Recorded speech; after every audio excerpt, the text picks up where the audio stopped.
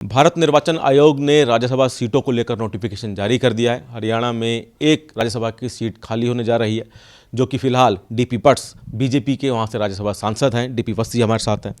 वत्स साहब, चूँकि राज्यसभा का कार्यकाल आपका पूरा हो रहा है, सबसे पहले जानना चाहूँगा किस तरह से कार्यकाल रहा, हरियाणा के राज्यसभा सांसद के तौर पर आपका कार्यकाल कैसा रहा?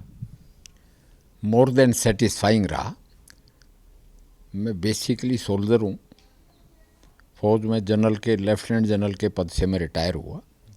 तो जब यंग अफसर था, मैं कश्मीर में सेटल होना चाहता था। उस टाइम धारा 370 और 35 से आड़े आ गई, मैं वहाँ प्लॉट नहीं खरीद सका। तो मुझे ये नहीं पता था कि 45 ईयर्स के बाद इस धारा को निरस्त करने के लिए मोदी मेरा बटन दबवाएगा। इसी तरह 3 तलाक, इसी तरह जैसे कि मैंने कहा कि मैं मेडिकल एजुकेशनिस्ट हूँ, तो मैंने आर्म्ड फोर्सेस मेडिकल कॉलेज भी कमांड किया और महाराजा अग्रसेन मेडिकल कॉलेज अग्रोहा हिसार में भी मैं कार्यरत था। वहाँ भी मेडिकल एजुकेशन के एक्सपेंशन में मेडिकल काउंसिल ऑफ इंडिया एक रोड़ा बनी हुई थी। उस वक्त मैंने ये भी नहीं सोचा था कि इसको भी निरस्त करने के लिए, एमसीआई को भी बर्खास्त करने के लिए हमारा बटन दबेगा और मैं स्पीच दूंगा राज्यसभा में। हमने देखा कि राज्यसभा में भी आपने हरियाणा को लेकर कई बार कई आवाज़ें उठाई, कई बातें रखी। सबसे ऐसा कौन सी बात आपने राज्यसभा में रखी जिसको लेकर आज हरियाणा के लोगों को फ़ायदा हो रहा है?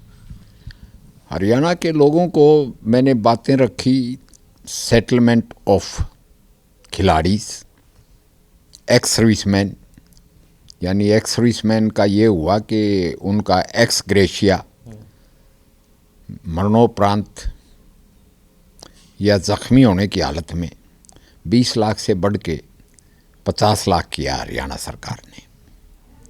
इसी तरह re-employment of retired ex serviceman, अभी भी मैंने मुद्दा उठाया है कि एक्स सर्विसमैन की वैकेंसीज हरियाणा में तो खाली नहीं रहती, मगर बाकी स्टेट्स में यानी ग्रुप सी और डी में 12% 14% तक रिजर्वेशन है, जबकि उनको अवेल किया जाता है 3%, मैक्सिमम 4%।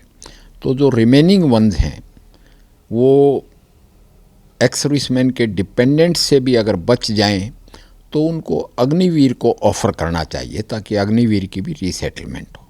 एक सवाल और कि सर, चूँकि अप्रैल महीने में आपका कार्यकाल पूरा हो रहा है और सेशन अभी शुरू हो रहा है, वो आखिरी सेशन होगा आपका, क्या कुछ बात हुई है, कंटिन्यू होगा आपका राज्यसभा या फिर लोकसभा को लेकर कोई बातचीत हुई है आपकी पार्टी से?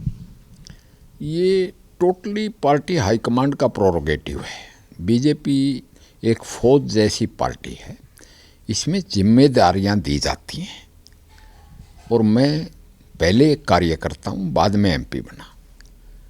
तो मेरे को जो भी जिम्मेदारी दी गई, मैंने उसको अपनी सामर्थ्य के मुताबिक निभाई, कोशिश की। शुक्रिया आपका बहुत बहुत। तो राज्यसभा सांसद डीपी वत्स, जिनका अप्रैल महीने में कार्यकाल पूरा हो रहा है, इनका काफ़ी यादगार कार्यकाल रहा हरियाणा को लेकर भी। साथ ही साथ इनका कहना है कि अब नौजवान पीढ़ी को भी मौका देना चाहिए। कैमरामैन राजेश त्रिपाठी के साथ दिल्ली से सूर्य समाचार के लिए विनय सिंह।